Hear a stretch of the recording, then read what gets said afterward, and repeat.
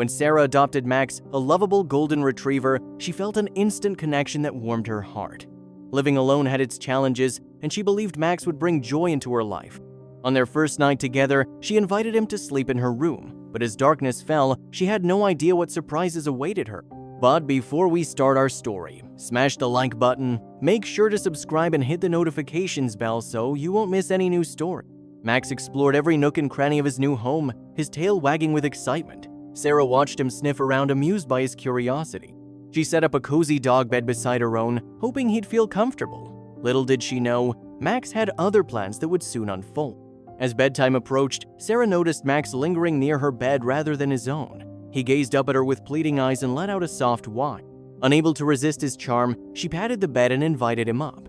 She thought it was just first-night nerves, but there was more to it. The house grew quiet as the duo settled in. Max curled up at the foot of the bed, and Sarah felt a sense of peace wash over her. The gentle sound of his breathing lulled her towards sleep. She smiled, thinking this was the start of a beautiful friendship, unaware of the night's looming events. Hours into the night, Sarah found herself tossing and turning. She couldn't shake the feeling that she was being watched. Max, too, seemed uneasy, shifting positions and letting out occasional whimper.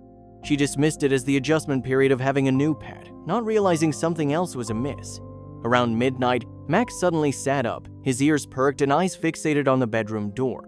A low growl emanated from deep within him. Sarah awoke to his tense posture, her heart beginning to race. She strained her ears, trying to detect any unusual sounds that might explain his agitation.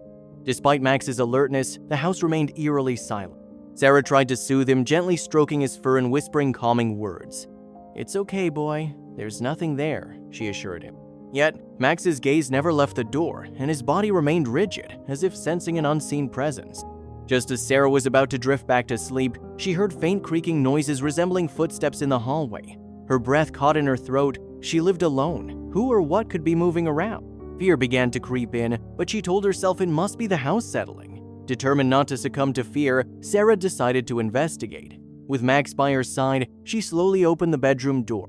The hallway stretched out before them, dimly lit and seemingly empty. She flicked on the lights, scanning for any signs of intrusion. Nothing appeared out of the ordinary. As they retreated back to the bedroom, Sarah noticed a sudden drop in temperature. A cold draft brushed against her skin. She checked all the windows. They were securely closed. Puzzled, she wrapped a blanket around herself, questions swirling in her mind. Was there a logical explanation, or was something else at play? Back in bed, Max positioned himself closer to Sarah, his body still tense. His eyes darted around the room, following movements she couldn't see.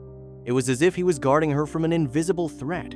Sleep seemed impossible now, with anxiety gripping her more tightly by the minute. Just as she began to relax, Sarah heard faint whispers echoing around the room. They were indistinct, almost as if carried by the wind. She bolted upright, her pulse quickening. "Is someone there?" she called out into the void. The whispers ceased, leaving an oppressive silence in their wake. The sensation of unseen eyes upon her intensified. Max's fur bristled as he stared intently at the empty corner near the closet. Sarah followed his gaze but saw nothing. A shiver ran down her spine. Was her mind playing tricks? Or was there truly something, or someone, sharing the room with them? Out of nowhere, Sarah felt a light brush against her arm, as if someone had gently touched her. She gasped and turned on the bedside lamp, flooding the room with light. No one was there. Max barked loudly, breaking the silence. Panic began to set in as she tried to rationalize the experience. Why was all this happening on the very first night with Max? Sarah began to wonder if adopting him had somehow stirred up unforeseen issues.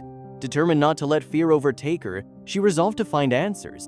She decided that the next day, she'd look into the history of her home. The following morning, with dark circles under her eyes, Sarah began her research. She visited the local library and combed through public records about her property. To her surprise, she discovered that the house had been vacant for several years before she moved in. Neighbors had whispered about strange happenings. An old newspaper article caught her attention. It detailed the mysterious disappearance of the previous owner, a reclusive man named Mr. Thompson. The circumstances were odd, with no clues left behind. Rumors had circulated about paranormal activities associated with the property, but nothing was ever confirmed. The circumstances were odd, with no clues left behind. Rumors had circulated about paranormal activities associated with the property, but nothing was ever confirmed. Feeling uneasy, Sarah decided to consult a local historian known for his knowledge of the town's secrets. She invited him over to discuss her findings. When he arrived, His grave expression told her that he knew more than he'd like to admit. What he shared with her was unsettling. The historian recounted tales of unexplained events linked to her house, objects moving on their own, eerie sounds, and sightings of shadowy figures. He mentioned that animals are often more sensitive to paranormal phenomena. Sarah's thoughts raced back to Max's behavior. Could he have been sensing something all along? Reflecting on Max's unease, Sarah began to piece together the puzzle. Perhaps his restlessness and protective stance were responses to an unseen presence. The idea sent chills down her spine, but it also motivated her to take action. She couldn't live in fear, and she certainly didn't want to put Max at risk. She confided in her best friend Lisa, who listened intently. "Maybe you should bring in someone who can assess the situation professionally," Lisa suggested. "Like a paranormal investigator?" Sarah asked skeptically. Though unsure, she realized she needed to explore every avenue to regain peace in her home. After some research, Sarah contacted a well-regarded paranormal expert named Michael. He agreed to conduct an investigation. When he arrived, Max watched him warily as he set up various equipment: EMF detectors, thermal cameras, and audio recorders. The atmosphere in the house grew tense, anticipation hanging thick in the air. Michael explained the process, assuring Sarah that he would do everything possible to identify any anomalies.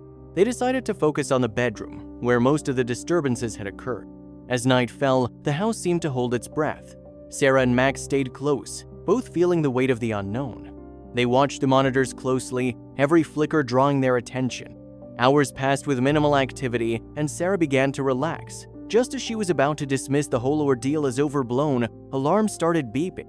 The EMF detector spiked, and the temperature in the room dropped suddenly. Max started to growl softly, his eyes following something moving across the room.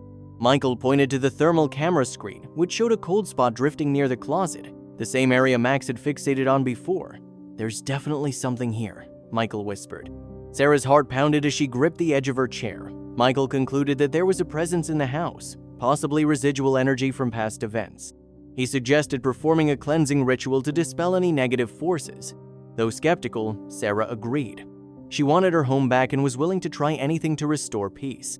They gathered sage, candles, and ritual items. Michael guided her through the steps, highlighting the power of positive intention. Max seemed unusually calm, as if sensing the significance of what was to come.